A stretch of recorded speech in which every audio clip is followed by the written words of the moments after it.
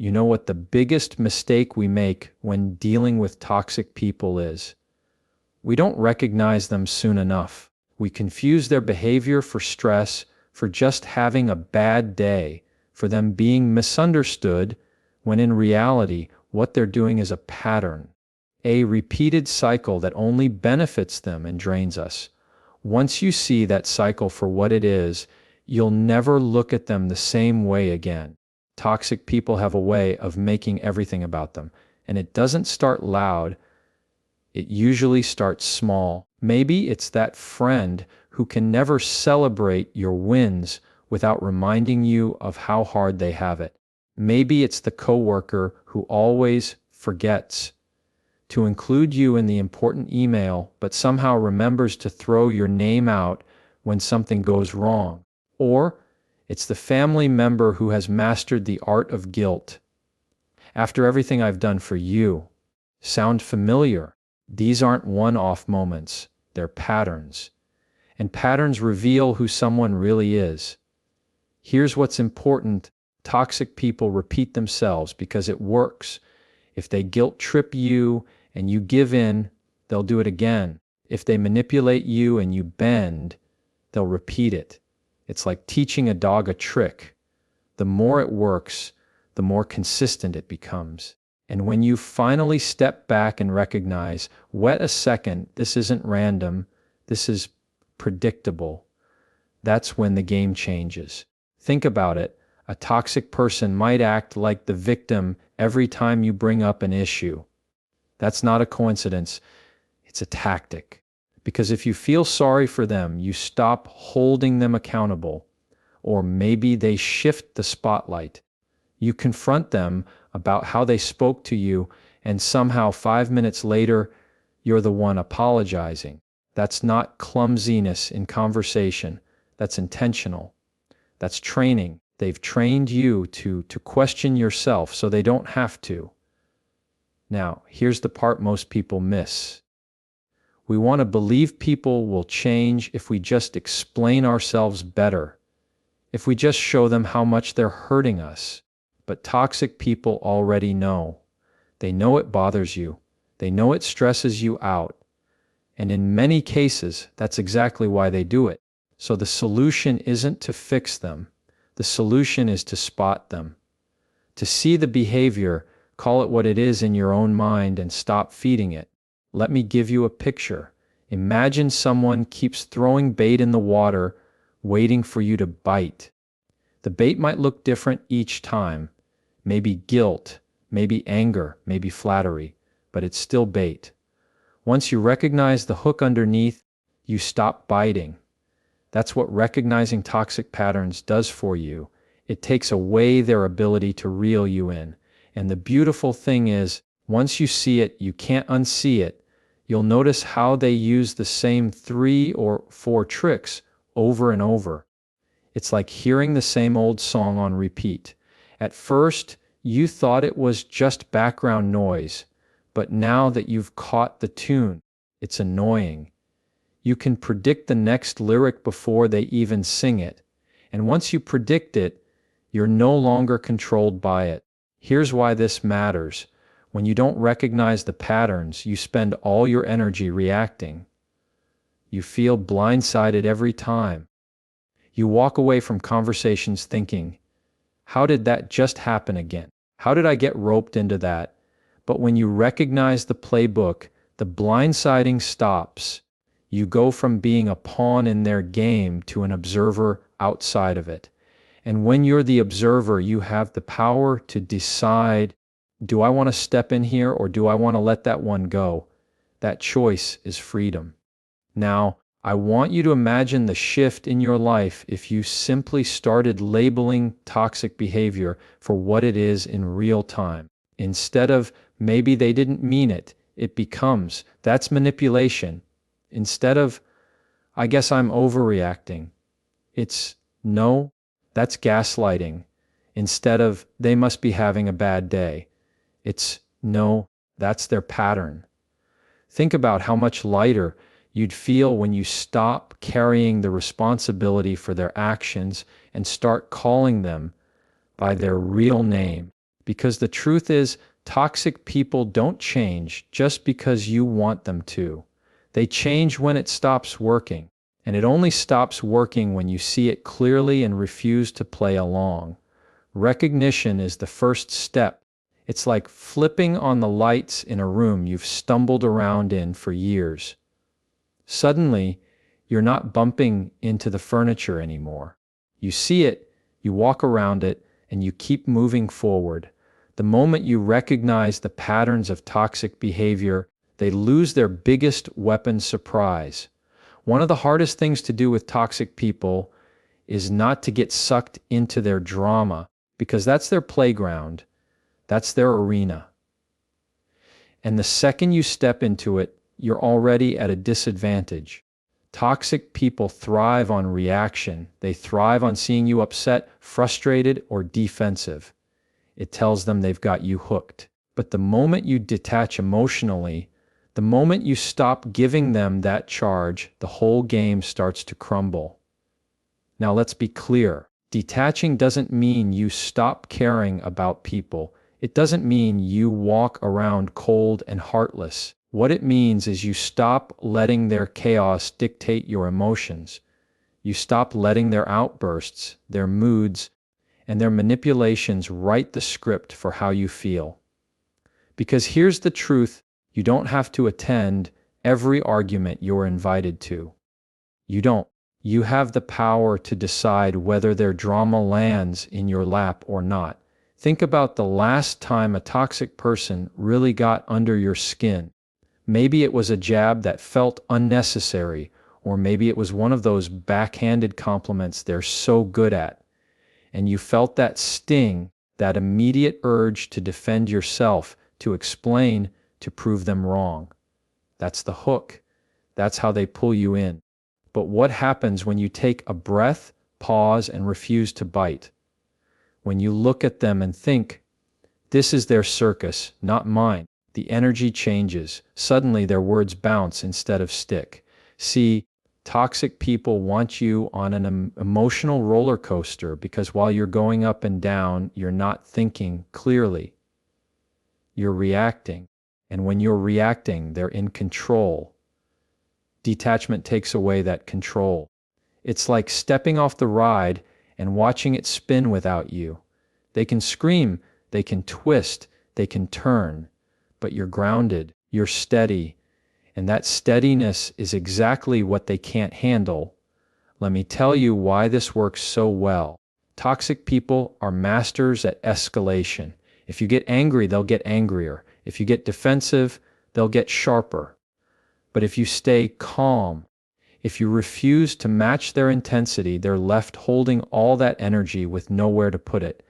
And here's the key. Eventually, they get tired of performing for an audience that isn't clapping. Now, this doesn't mean you won't feel the emotions rise. You will. That knot in your stomach, that heat in your chest, it's natural.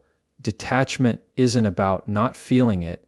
It's about not feeding it. It's about saying, yes, I feel the urge to jump in, but I'm choosing not to.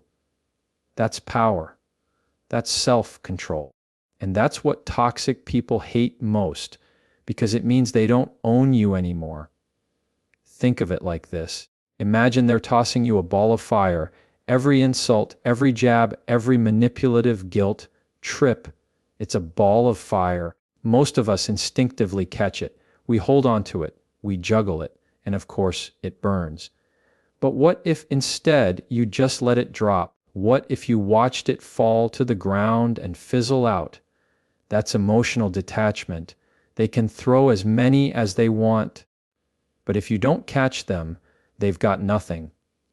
And here's something powerful: the quieter you get, the louder their tactics seem. When you're calm, their exaggeration looks ridiculous. When you don't engage, their attempts to provoke you stand out for what they are, and people around you notice it too. They start to see the imbalance, the unfairness, the toxicity, not because you exposed it, but because your calmness contrasted with their chaos. The truth is, you can't outshout a toxic person. You can't out-drama them, and you can't out-manipulate them. That's their arena. But you can starve the drama. You can refuse to provide the reaction they're begging for. And when you do that consistently, the power dynamic shifts. They lose interest. They lose influence. And eventually they lose the ability to bother you. So here's the challenge I want you to remember. The next time you feel that urge to defend, to argue, to prove your point, stop and ask yourself, am I stepping into their drama or am I stepping back into my peace? Because you can't do both. If there's one thing toxic people hate more than anything else, it's boundaries. Boundaries expose them. Boundaries limit them. Boundaries take away the free access they've had to your time, your energy, your emotions. And here's the truth. If you don't set them, no one will. Because toxic people aren't going to wake up one morning and say, you know what, I've been taking advantage of you. Maybe I should stop. That's not going to happen. They will take as much as you allow, as long as you allow it, which means boundaries are not just important, they're essential. Now, let's be honest. Setting boundaries is uncomfortable. It feels unnatural, especially if you're used to being the peacemaker, the fixer, the one who avoids conflict. The thought of saying, no, feels like you're letting someone down, or worse, you're being rude. But boundaries aren't about rudeness. Boundaries are about clarity. They're simply the line that says, this is okay with me, and this is not. And if you think about it, every healthy relationship already has them. You don't borrow your neighbor's car without asking. You don't show up at someone's house at midnight uninvited. Boundaries exist everywhere in life, but toxic people push them because they want to see how far they can go. That's why setting them has to be non-negotiable. If you say, I don't want to be spoken to like that, but then you stay in the conversation anyway, guess what? They'll keep doing it. If you say, I can't loan you money, but you cave after the third guilt trip, they'll come right back next time. Boundaries don't work when they're suggestions. They work when they're standards. Here's the part that makes boundaries so powerful. They don't require the other person's agreement. Think about that. You don't need them to like your boundary. You don't need them to respect it. You don't even need them to understand it. All you need is the courage to hold it. Because the boundary isn't about controlling them. It's about controlling you. It's not, you can't yell at me. It's, if you yell at me, I'm leaving the conversation. That difference is everything. One tries to change their behavior, the other takes ownership of yours, and the only person you can truly control is yourself. Now, I know what you might be thinking. If I set boundaries, they're going to push back. Yes, absolutely they will. In fact, the moment you draw that line is usually when their behavior gets louder. They'll accuse you of being selfish, dramatic, or unreasonable. And that's exactly the proof that your boundary was needed, because the people who benefit from you having none will always complain the loudest when you finally put one in place. But here's the good news, boundaries get easier. The first time you hold one, it feels shaky. The second time, it still feels awkward. But over time, it starts to feel like strength, because with each boundary you keep, you teach people how to treat you. And even more importantly, you teach yourself how valuable your peace really is. Let me give you an image. Think of a house without a fence. Anyone can walk across the yard, trample the grass, even peek through the windows. Now picture that same house with a solid fence and a locked gate. People may not like it, but they know where the line is. That's what boundaries do for your life. They don't just protect you from harm, they show everyone, including yourself, that what's inside is worth protecting. And listen, this isn't about cutting everyone off. Boundaries don't end relationships, they define them. The right people won't be offended by your boundaries. They'll respect them. They'll appreciate the clarity because it gives them permission to have their own. It's only the toxic ones who resist, and their resistance is exactly what reveals them. There's a secret weapon when it comes to dealing with toxic people, and it's not yelling louder, it's not proving your point better, and it's not giving them a taste of their own medicine. It's indifference. Indifference is silence. It's stillness. It's the decision that says, you don't get access to my energy. And the reason it works so well is because toxic people don't know what to do with it. They thrive on your reaction. They feed on your emotions. And when you stop giving them either, you starve the very thing they depend on. Think about how they operate.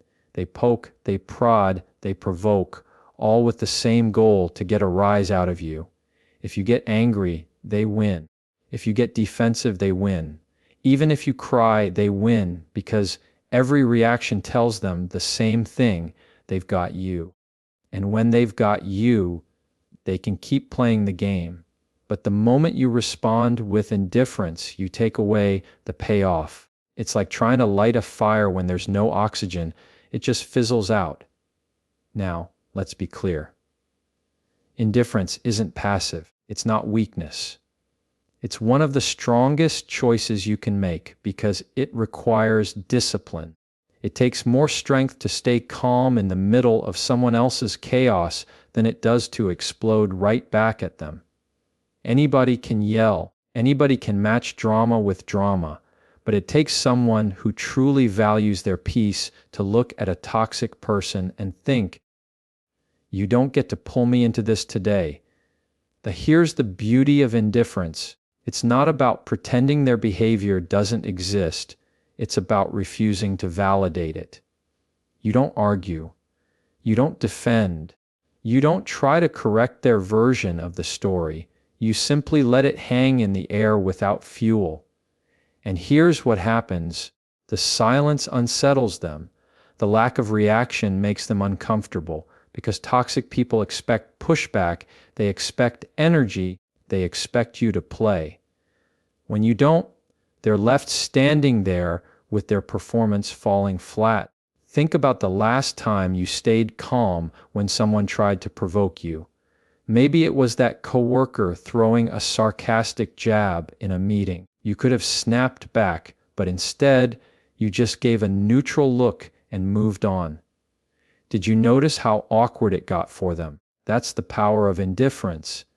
It shines a spotlight on their behavior without you ever saying a word. And here's something even more important.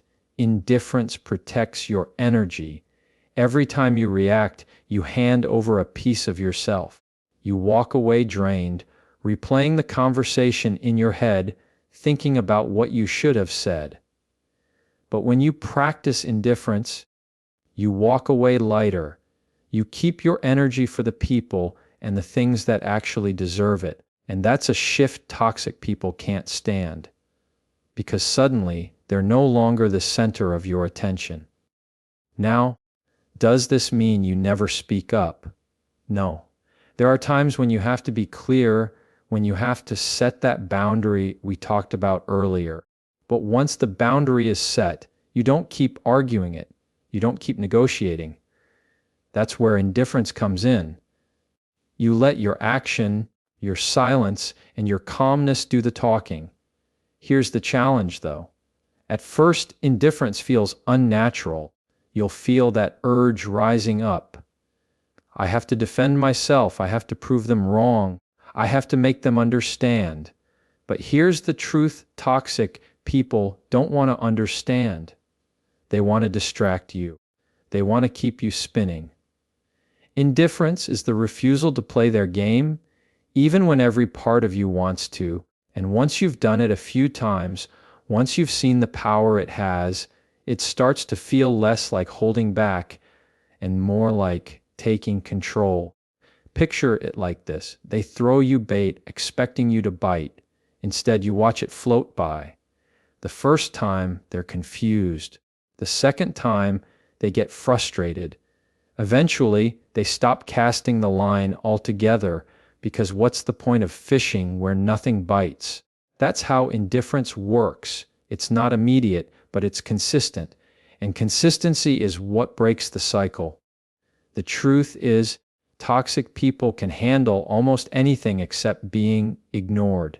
They can handle your anger, they can handle your tears, they can handle your explanations, but they cannot handle your indifference. Because indifference means they've lost control.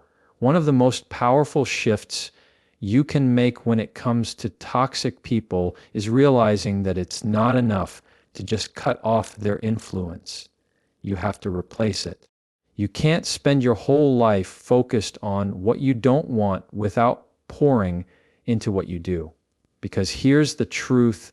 If you spend all your energy fighting negativity, you'll still end up drained.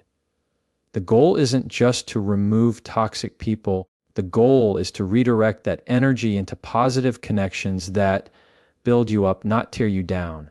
Toxic people consume your time, your attention, your emotional bandwidth. They make everything about them.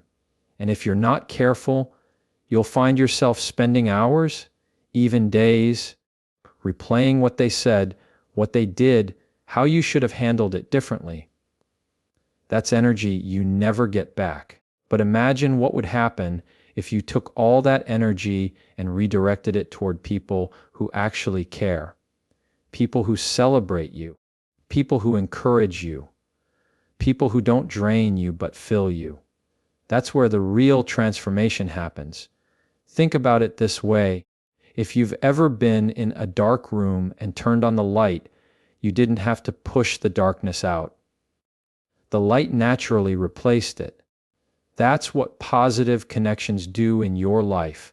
You don't have to obsess about chasing out the toxic. Just start inviting in the good, and the toxic has less room to operate. Now, let's be honest. Sometimes toxic people have been in your life for so long, they've become your normal. Their drama, their chaos, their manipulation, it's familiar. And because it's familiar, it can feel like comfort, even when it's not. That's why it's so important to intentionally choose where you redirect your energy. You don't drift into healthy relationships by accident.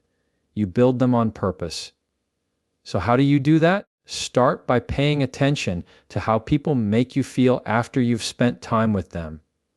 Do you leave a conversation feeling lighter, encouraged, energized, or do you leave feeling heavy, second-guessing yourself, and emotionally exhausted? That feeling is feedback. That's your internal compass telling you who deserves more of your time and who doesn't. The people worth your energy are the ones who show up consistently, who keep their word, who listen when you speak instead of waiting for their turn to talk.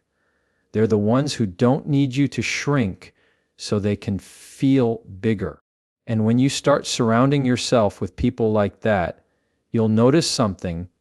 Your tolerance for toxic behavior goes down. Because once you've tasted what real support feels like, manipulation becomes obvious. Once you've experienced genuine encouragement, fake flattery doesn't land the same way. And here's another layer to it. Redirecting your energy isn't just about other people. It's about you. It's about putting energy back into your own growth, your own peace, your own joy. Toxic people convince you that your world should revolve around theirs. They drain you so much that you forget your own goals, your own passions, your own priorities. But the moment you shift that energy back to yourself, back to your health, your career, your dreams, you start to rebuild what they tried to tear down. Now, don't get me wrong, it's not always easy. Sometimes redirecting your energy means walking away from relationships that once felt important. It means saying no to the people who expect you to always say yes. It means risking being misunderstood by those who benefited from your silence. But what you gain in return, Peace, clarity, strength, and real connection is worth every ounce of discomfort. And let me tell you something powerful. You don't need dozens of positive connections to change your life. Sometimes all it takes is one or two people who genuinely have your back, one friend who reminds you of your worth when you forget, one mentor who believes in you enough to push you forward, one community where you can show up as yourself without walking on eggshells. That kind of connection can outweigh 10 toxic relationships. The more you invest in those positive connections, the less interested you become in entertaining the toxic ones. You won't feel the need to argue, to explain, to keep proving yourself, because you'll already be validated by the people who matter. And when you know you're surrounded by support, toxic people lose their grip. They can't isolate you. They can't convince you that you're alone. They can't keep you in their cycle because you've stepped into a new one.